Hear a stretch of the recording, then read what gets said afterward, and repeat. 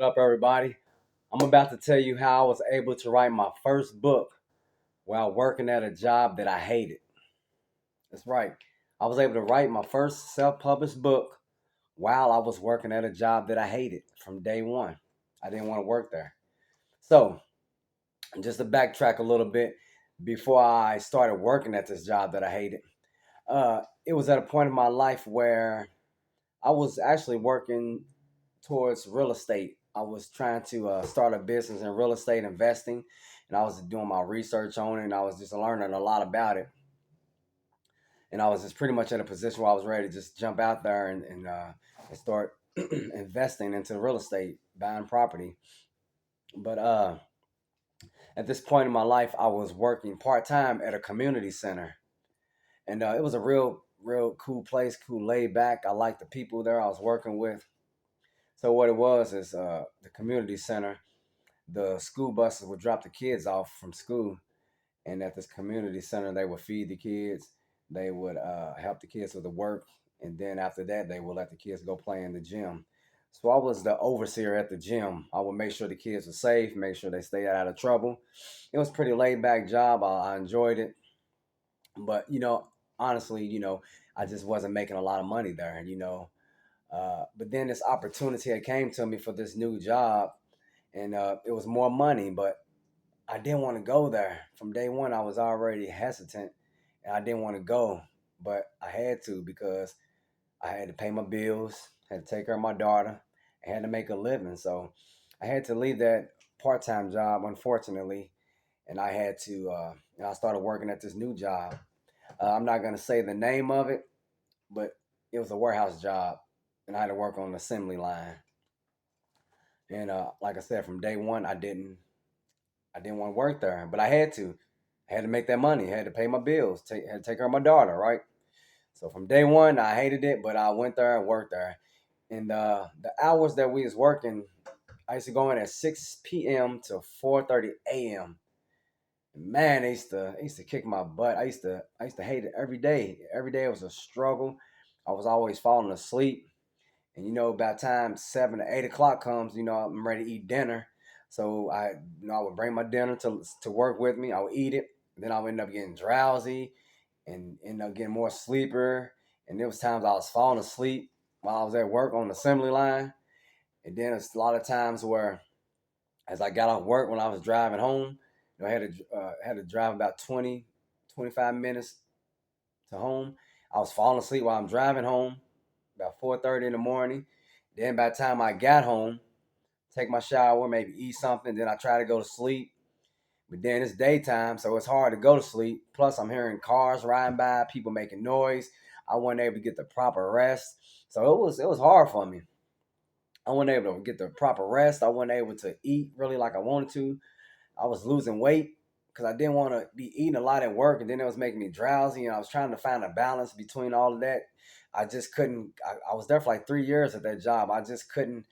I couldn't catch on. I couldn't adjust to it, and it was hard. The job was paying good money, but it was taking a toll on my body, and it was too demanding. They was treating us like robots, really. Times we was working, 12 hours shifts. And then they would say mandatory Saturday, and they was pretty much just treating us like numbers and like a robot, and that's how a lot of jobs are. The work has to get done, right?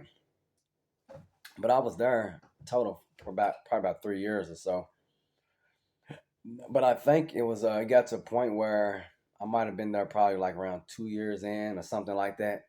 But I used to take my backpack with me. I used to have a notebook and pen in there, just in case I wanted to write something down. It was pretty much pertaining to my real estate business. I was focused on that, learning about my real estate and trying to connect with people there at the job that I was at, as far as real estate and acquiring property.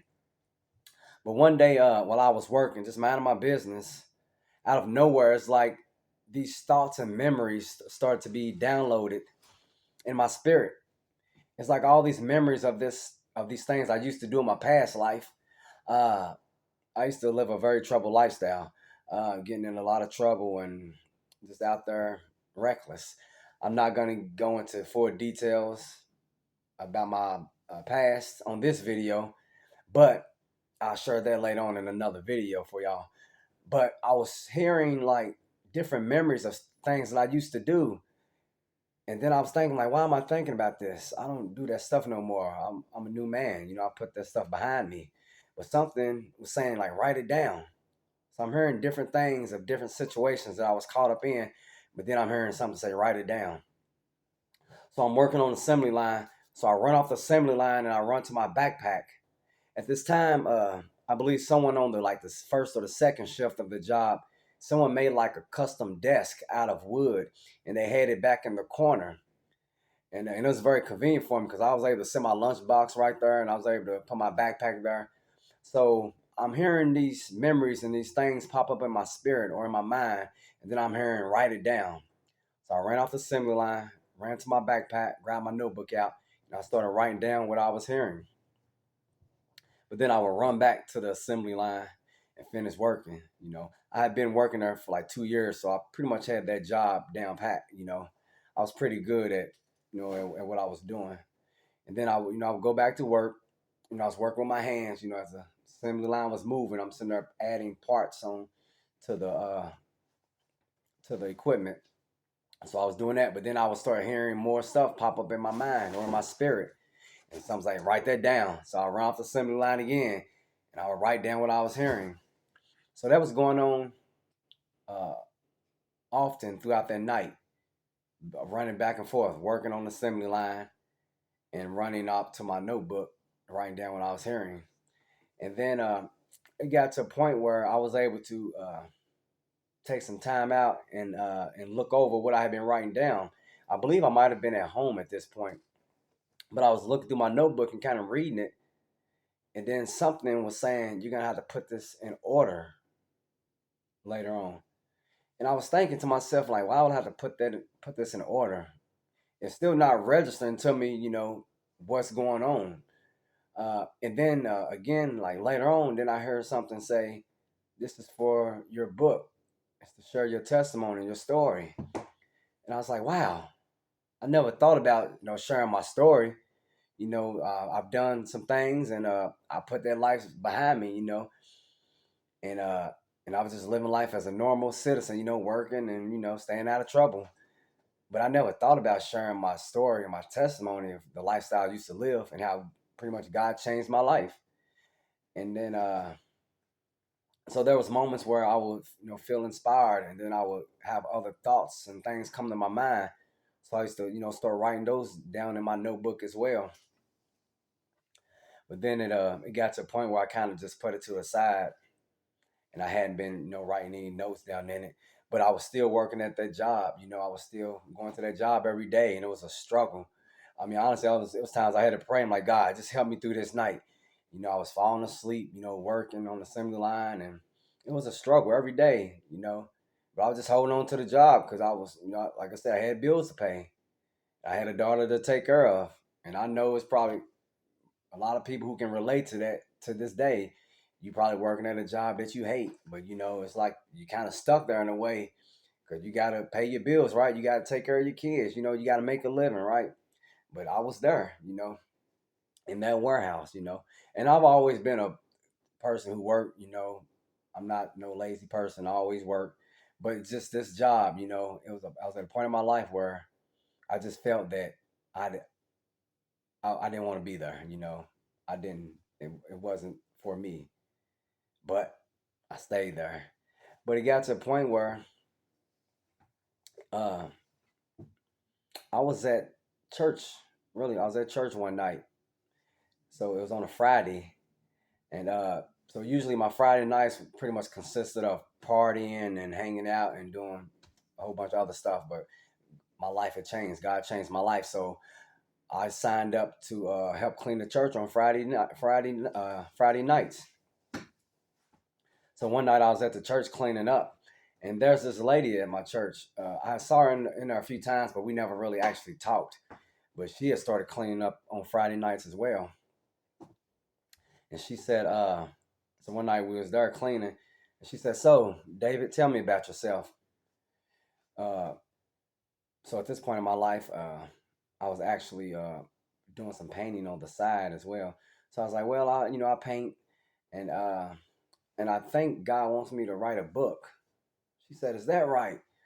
I was like, "Yeah." I was like, "I've already started on it a little bit. I've had some ideas and things. I've jotted down on my notebook." So and she's like, "Well," she's like, "a little bit about me." She said, "I have my own company where I help people self-publish their books." And I said, "Is that right?"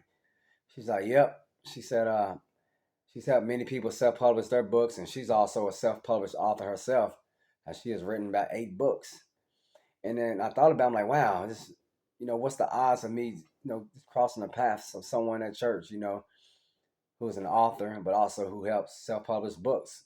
Because I never published a book. This is my first book that I was writing, and I didn't know what to do. But she kind of let me know what it is her business does. They provide services and help you step by step on how to self-publish your book.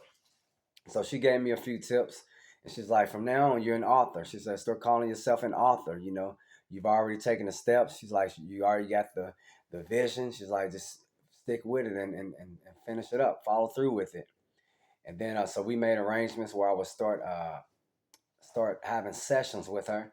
So I would pay her for each session.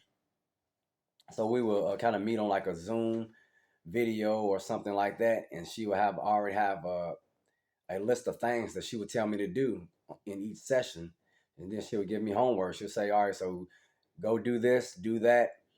And by the time we meet again on our next meeting, you should have that done. And I'll tell you what to do after that. So I believe we probably had about 7 or 8 sessions. But each session, I would pay her uh, the amount for her services. And she would give me the homework on what to do, step by step, walking with me hand in hand. And she made it so easy for me because, like I said, this is my first time self-publishing a book or writing a book, but she was walking with me, hand in hand. So then it got to a point where, I was pretty much was able to finish my book. I got the manuscript done. I was able to. She connected me to some editor. I was able to send my manuscript to the editor. They edited it. They proofread it, sent it back to me. We made the necessary adjustments and changes. We got that finished. Had a graphic designer help me design my book cover. We got all that finalized, and we got everything that we needed done, and it happened. It got to the point where the book was finished. Then we got it printed, and I was able to have my first physical copy in my hand. I was able to sit on my bed and read the book, read my own book. And it blessed my spirit. I got emotional a little bit. I'm not gonna lie, because I was able to see this actual physical book that I wrote that's about my story. I was able to sit back and read my own story. And it was a blessing to read it, and the fact that I was able to start something and finish it.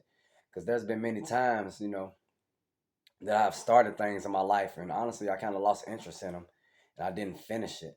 But I was able to finish this book. I was able to start with that little seed that was planted in me, and I took it and ran with it. And God allowed me to cross paths with people who had connections to help me along this journey.